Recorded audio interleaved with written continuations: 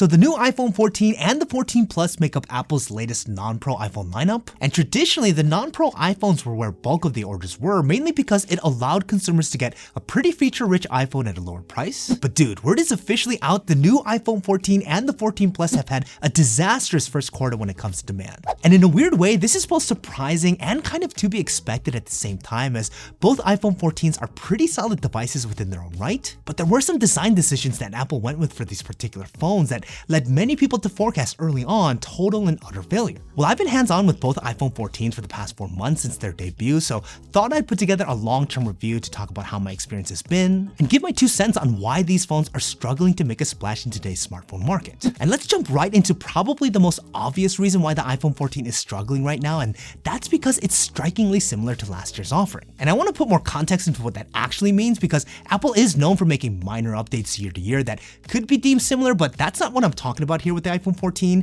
This iPhone will likely go down as the least changed iPhone of all time. Here's a list of ways in which the iPhone 14 is virtually identical to last year's 13. For starts, physical design and form factor, nothing changed minus some new colors. You get the same dimensions, build materials, and form factor with the iPhone 14. When it comes to the phone's display, again, no changes, and of particular note, still no change to the pretty dated 60Hz refresh rate. When it comes to features, you get things like Face ID, MagSafe charging, a dual camera setup in the back, all things that the iPhone has had for many years now. And speaking of cameras, the 2 12-megapixel sensors on the rear and the 12-megapixel front-facing camera are, you guessed it, the same as last year's. Now, to be fair, up to this point, this isn't something that I would deem as unusual because, again, Apple is known for making minor updates iteration to iteration, but where the iPhone 14 really sets a new precedent is with its processor. Up to this point, Apple has equipped its latest flagship iPhones with their newest mobile processors, regardless of their Pro or non-Pro distinction, but that trend may have come to an official end. And that's because the new iPhone 14 and 14 Plus are rocking last year's A15 Bionic processor, not the newest A16. Now, before some of you come at me in the comments, yes, I recognize that it's not exactly the same, as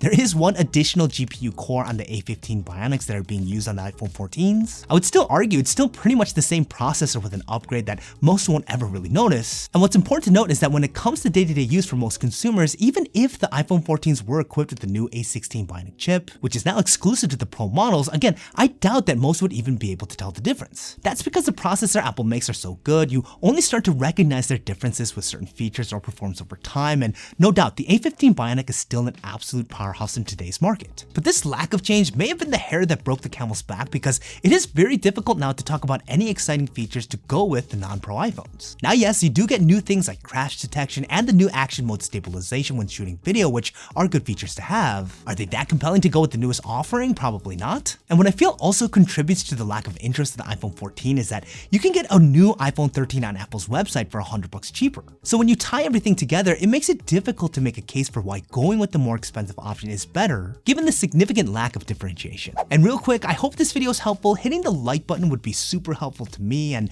subscribing to the channel would be even better. Now, that's where you might be thinking, the iPhone 14 Plus, this phone must be a hit because it's not exactly like last year's offering. In fact, in many ways, it's quite different. If y'all remember, Apple went with a mini version of the iPhone for the iPhone 12 and 13, which, despite being great phones in my opinion, were commercial failures for the company. Likely assuming that folks prefer larger devices, Apple debuted their first plus-size non-Pro iPhone with the 14 Plus, allowing consumers to obtain a large iPhone without having to pay the Pro price. Now, this seemed like a logical strategy that I'm sure many thought would pay off, but no, dude, sales of the iPhone 14 Plus are potentially even worse than the Mini. And honestly, I'm more surprised by this one, mainly because I think the 14 Plus is a solid device. Yes, it has the same serious lack of differentiation like its non-Plus brother, but I thought people would jump on this larger variant. It aligns to the bigger is better trend that all phones seem to be on, and I've actually enjoyed using it over the past 4 months. I love getting the larger size without the heft and heaviness that the Pro Max versions of the iPhone has. And no lie, the battery life on this phone is definitely the best out of all of the iPhone 14s I've tested. It runs circles around my iPhone 14 Pro Max, and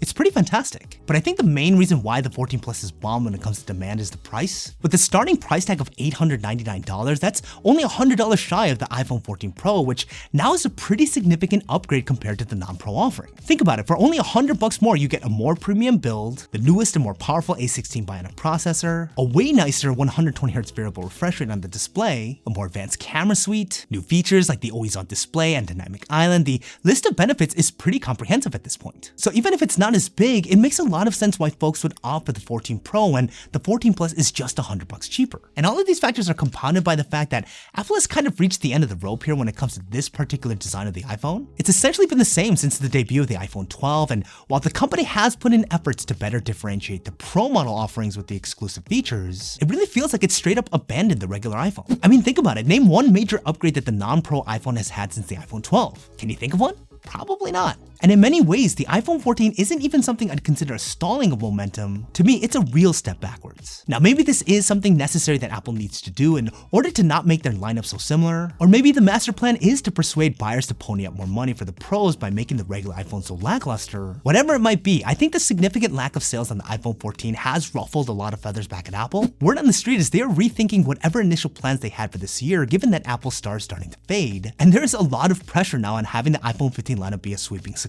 And I know there's a lot of rumors out there for a super high-end iPhone 15 Ultra that may be made out of titanium like the Apple Watch Ultra, and all of that is great, super excited about it, but it's still a head scratcher around how Apple is going to reignite interest around the regular iPhones. I think for one, they should lower the prices. I think if the regular 14 was $699 and the Plus was $799, that would make them more appealing, and it makes sense as you're getting less and less with these phones now. The lower prices will make things like getting last year's processor and no dynamic island a lot easier to swallow. I also think Apple just needs to put in promotion in all of their phones at this point. Dude, it's 2023, paying $899 for a phone with a 60Hz panel is a lot to ask for, and I think this simple upgrade would bring a lot of people back to the regular iPhones. If we were to have this one standard feature with lowered prices and an updated form factor, I know I'd be excited for the regular iPhone again. But hey, that's just me, and I want to know what you guys think. What do you guys think about the iPhone 14? Do you think it's a total failure, or do you think it just needs more time? Curious to get your thoughts. Let me know what you guys are thinking in the comments down below. Now, in case you are looking for more specific information about both the iPhone 14 and the 14 Pro,